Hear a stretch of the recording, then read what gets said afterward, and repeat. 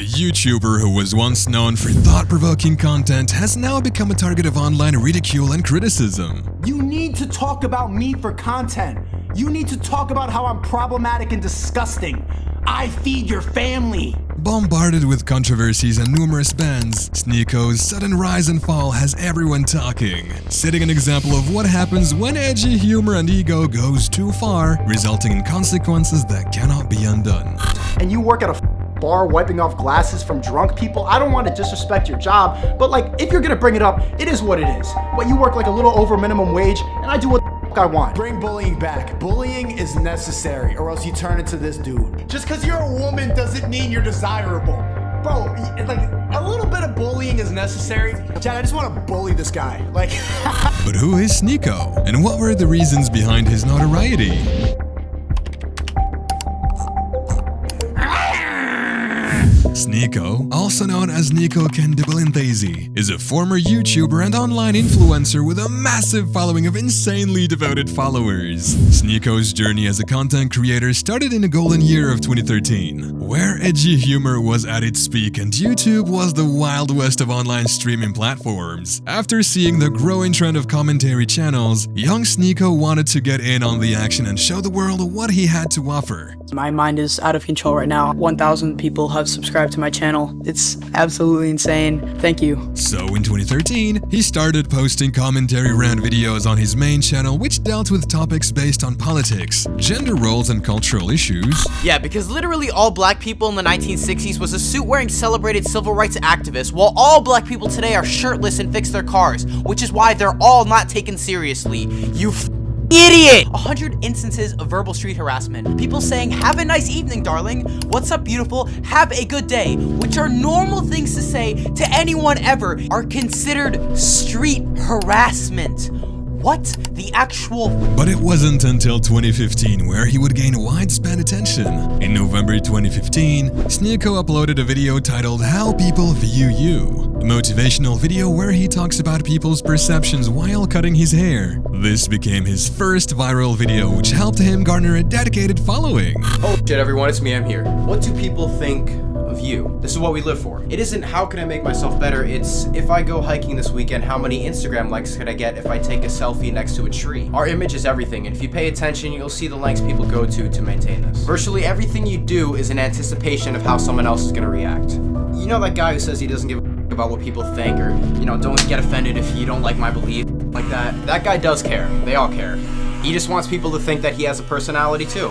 So don't be that, please. Just be a different guy. Don't be that guy. From there, Sneako started to make more rant videos that had a motivational flair to them, mainly focusing on topics related to life. This type of content was unique at the time for YouTube, where everyone would mimic other trends. But Sneako found his own style, which made him stand out among the rest and garner in a huge following. Apart from inspirational rant videos, Sneako also delved into on-the-street type content, where he would ask locals polarizing questions to get wild reactions. In one of his most famous videos, "Would you say the N-word for $1?" Like the name suggests, he went around doing a street interview to random strangers and asking them if they would say the N-word if he paid them $1. You want $1, right here. Sure. Would you say the N-word? No, she won't. For $1, would you say the N-word?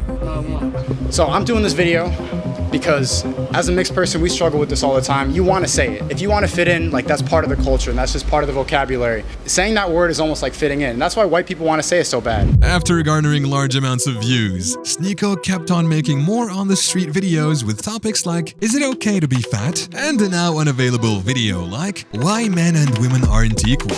To say Sneako was bold is an understatement, as he would go beyond the normal limit to provide top-tier content to his fans. Think that men and women are created equal? Yes. And no. No. No. I'm gonna have to like not answer that. In 2018, Sneako gained so much attention that he was invited to work on a MrBeast video titled "I built a working car using only Legos." But things didn't turn out so well, as Sneako was fired from MrBeast's team, eventually coming back to his original roots. right after I got fired, I was tight. I didn't have any subs at the time. I had like 27K, but I made like a MrBeast exposed video trying to like get some redemption from it. And it only got 30 views. I took it down in 10 minutes. MrBeast was one of the 30 views, and so like bro, we don't really talk anymore. We went from like being possible friends and stuff like that to like me doing that f***ed up the relationship forever. We're never gonna be able to be friends after that, I don't think.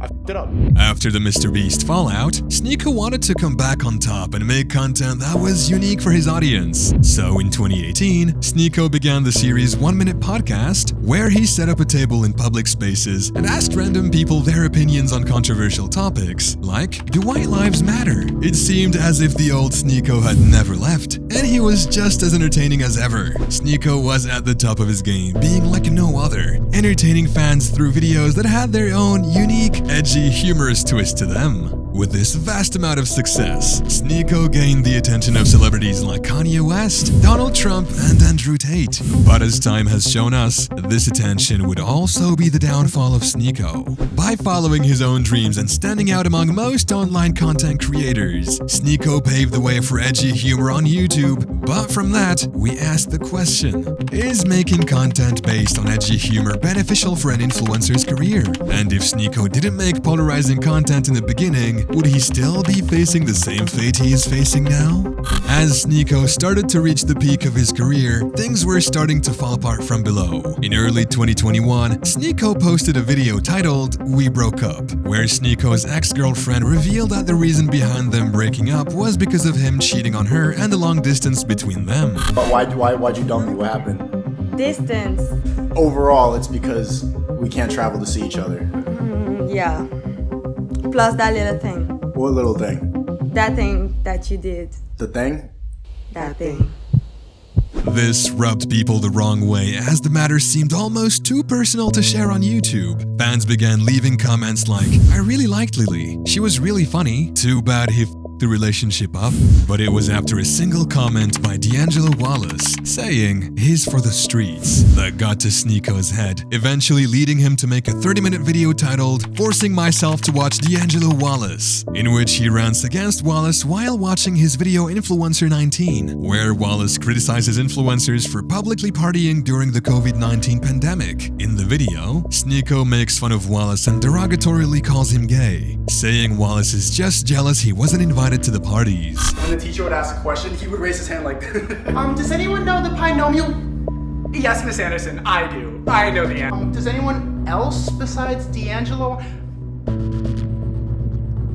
It's funny that he's shouting out just the white version of him. Just another gay nerd with glasses who's probably talks the same way and snitches on people. You even know the invitation cards that they had at this party. You just sound mad that you weren't invited. If you were invited, you would have been there. This random outburst made people criticize Sneako for his lack of tolerance, saying things like, 4 words broke his brain, LMAO. Sneako having online beef with creators wasn't a new thing, and many fans didn't seem to be bothered by it, but it wasn't until November of the same year where things would get much worse for Sneako. When on a YouTube podcast called Peer to Peer, Sneako revealed that he visited multiple swinger parties with his girlfriend, during which he described a situation where he was cucked by his girlfriend, saying it felt like somebody was taking something from him as he watched her have sex with another man, and ending it by saying every man should experience it, which led to the hosts being in genuine shock.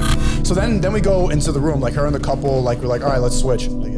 So I got this girl on top of me and she's, I don't know, yo, I'm just not, and my girl's right here and she's like, and I'm like, oh, yo, I'm like feeling traumatic thoughts, like seeing her with another person. It's a lot. But I think it's something everybody should do just to test. I know. After hearing this, the community was anything but friendly, leaving comments like, Sneako made a big mistake and now wants everyone to go through that trauma because he effed up and doesn't want to be the only one who let his girl get smashed. What goes through a man's mind for him to not only allow other guys to plow his girl, but then openly admit it to the world? What a joke. This confession would haunt Sneako for the rest of his career, as multiple content creators would bring this past situation up and use it against Sneako in their videos. But it seemed like Sneako was losing more than just his dignity, as throughout 2022, his fanbase started to lose interest due to the fact that Sneako started delving more into live streaming and reaction content on his second channel called Sneako, leaving behind the unique content he was once known for. During that time, he grew a liking for Andrew Tate and would frequently react to his content and parrot his claims. I want to be be the top G one day. Sneako's admiration for the Tate brothers was so much that he appeared in one podcast episode of Emergency Alert. Sneako started to grow a following on TikTok for compilation videos similar to those posted by Tate fans where he makes controversial, often sexist claims about women. But soon people started to call him out of being an Andrew Tate wannabe. This eventually led to one of Sneako's biggest controversy with YouTuber Chad, where Sneako reacted to a video by creator Chad. During the stream, he makes fun of Chad's looks and blames her feminist viewpoints on the assumption that she hasn't had sex in a long time, making mock humping motions and a choking motion as he says, "Shut up with your feminist viewpoints." Feminism has brainwashed these girls into thinking that they need to be all woke and shit like that. What you really want is a good man to yeah, come here, shut the up with your feminism. Shut up, Chad. Shut the up. Yeah. This outraged many online creators that used their audiences to report and ban Sneako's second channel. By September 2022, Sneako already had 2 strikes on his main YouTube channel, but that did not stop Sneako from expressing his extreme views, as he began reacting to increasingly controversial right-wing media figures like Tucker Carlson, Steven Crowder, and Nick Fuentes. He also started creating content with Fuentes, inviting him on his stream where he pushed back against none of Fuentes' anti-Semitic or racist claims. Nick, they're getting on my ass right now. I appreciate the free speech and everything, but you can't drop the N-word. You can't do that anymore on the stream. I just said it one time! At that point, Sneako crossed the line so much so that his stream was shown to the US Senate. The government is watching me. The senator of Michigan played my clip of a stream in the committee. The chair of Homeland Security said that I'm a domestic threat. On October 3rd, Sneako was banned from YouTube. With no place to go, Sneako found refuge on sites like Rumble, where he would start live streaming again. He also started to regularly make fun of content creators with liberal beliefs and started to express more conservative views. Not only that, but the beef with YouTube creators would also go to the extreme as many YouTubers would dig up Sneako's past, revealing his backstabbing and crude behavior with influencers like Keemstar. Hey, what up, Keem? Remember me? Yeah, I was telling the story how I hired you to read something and you did it horribly and you tried to expose me. Mr. Beast. What pissed me off after working with Mr. Beast is I always thought I was better at making videos, yet he's the one on track to be a top 10 YouTuber of all time. And Brandon Buckingham. I was thinking, what a pompous little Here I am trying to help him and he spits in my face and treats me like a fanboy just because I was showing him respect and clarifying our relationship. He's not my friend, we're not close at all, he's just some arrogant internet guy that I barely know. Along with that, criticizing him for his defense on Netflix's Cuties film. But one dispute got a little too real when Sneako threatened a popular YouTuber Moist Critical by showing off his guns and saying, "I'm going to visit you in Florida," while waving his gun in the air. He started dancing around with the gun and threatening to come shoot me. So he kept saying, "Oh, you're in Tampa, right? I'll come see you," waving his gun around and dancing. You wanna watch my clips? Watch my clips. Watch my clips. But in response, Moist Critical showed off his arsenal as well. But he's a f***ing imbecile, you absolute buffoon. What you have there is not clips. These are mags. They're mags, not clips, you absolute dummy. The same way that this is also a mag. They're all mags. Stop saying clips, you look f***ing stupid here. So things went 0 from 100 real quick. Over the years, Sneako has been fighting his own battles with no one but his loyal fans by his side. But with how things have turned out, we ask the questions: did Sneako fly too close to the sun with his sudden fame and eventually lose his way, sending him into a spiral of hate and controversy?